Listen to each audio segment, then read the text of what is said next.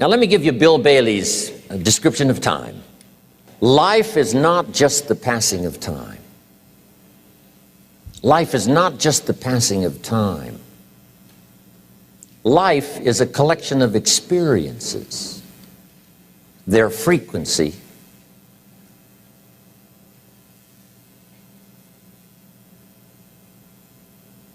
and their intensity. Life is not just watching the clock tick away. Life is a collection of experiences, their intensity, their frequency. When my friend Mark died at age 44, someone says, that's young to die. But what if he lived 4 lifetimes in one? It might not be too young.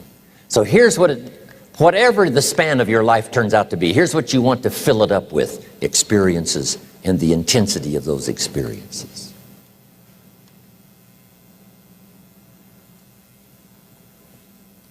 But now let's talk about the management of time.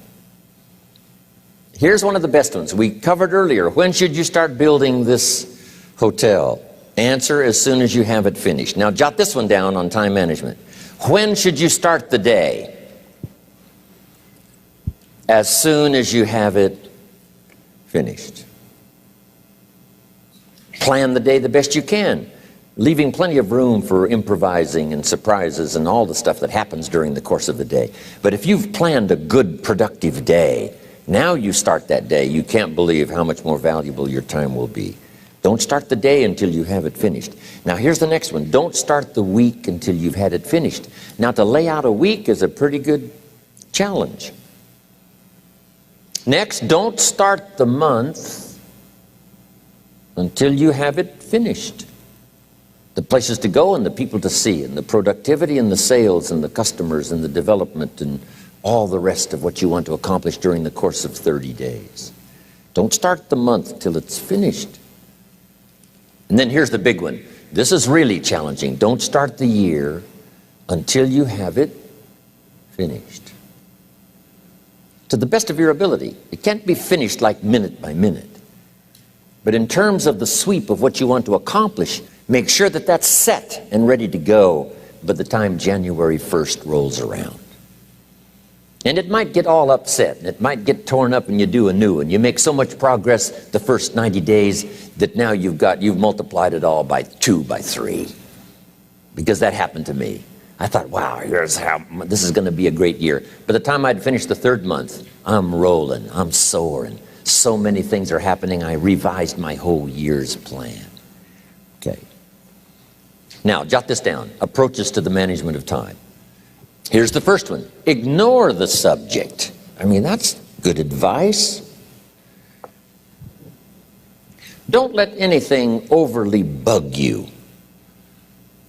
Because remember now, you don't have to do anything.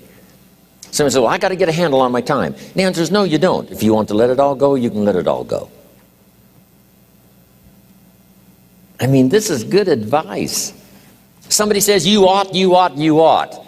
Jot this down. Ignore all the you oughts or you should.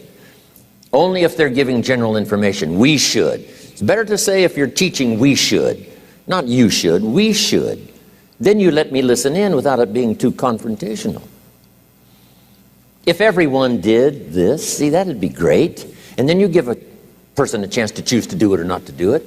But when you start the you ought, now see if I don't, now see we got some tension and maybe some problems.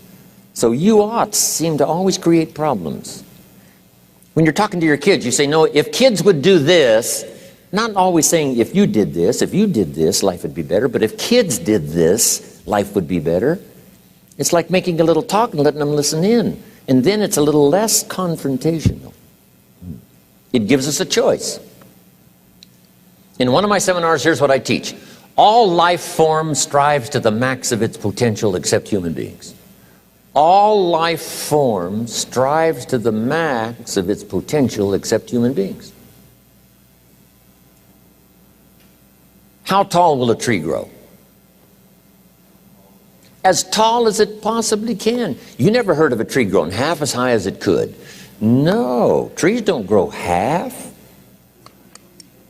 A tree drives its roots as deep as it can. reaches as high as it can, produces every leaf it can, every fruit it possibly can. To the max. Every life form strives to the max, except human beings. Now, why not human beings? Jot this down. You've been given the dignity of choice. You're not a robot. You don't have to repeat this year the same as last year. You can tear up last year's plan, develop a new plan.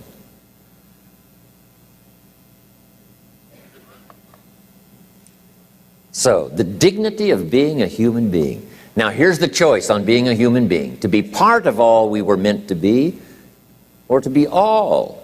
To strive for all, or half, or part, or some. The choice is up to you. To develop one skill or 10 skills. Someone says, well, I'd be happy with just one more language. Well, some say, hey, I'm going to learn 6 or 7. And this is all a matter of choice. And when someone says, no, you ought to learn 4, you've got to resist all that. Because this is personal dignity.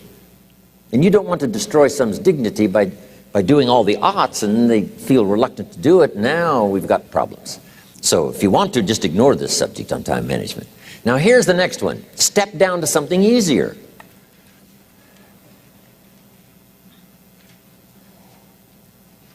The guy's in sales, and he says, oh, I want to own the company. Finally owns the company. Now he's got no time to play golf. He said, when I was in sales, I was making big money playing golf 3 days a week.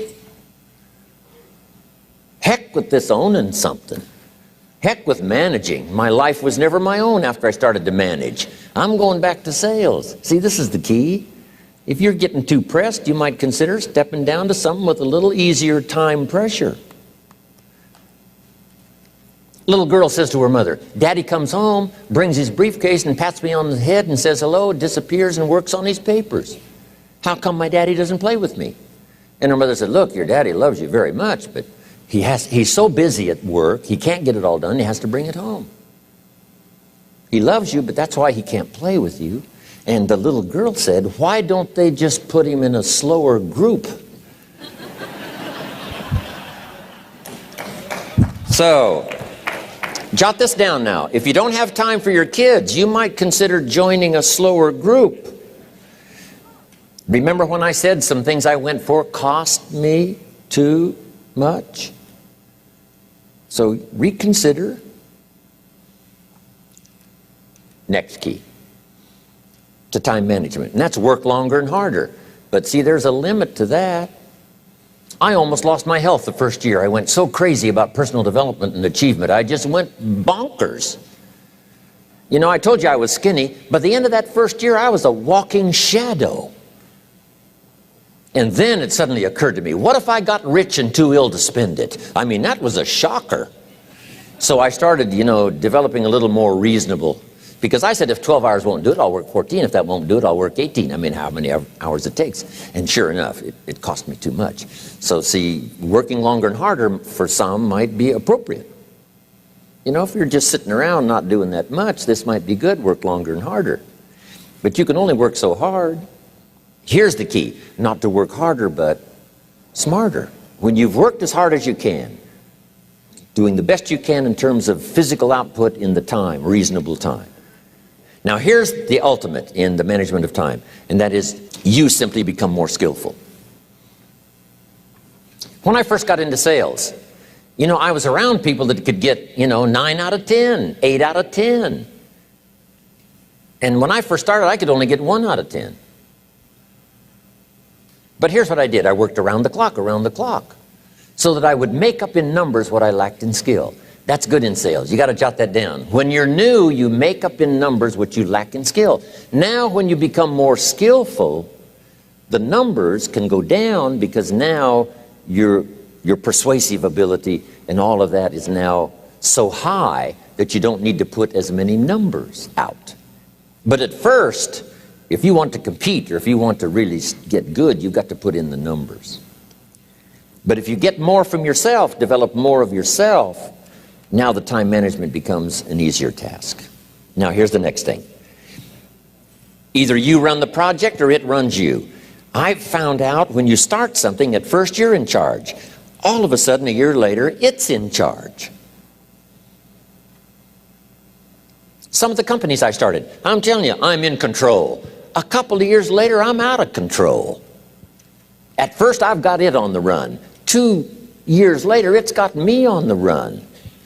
Haven't got enough time. I'm dizzy with trying to get it all done. So here's part of the key, and that's to get in charge. Say, I'm going to take charge of my health.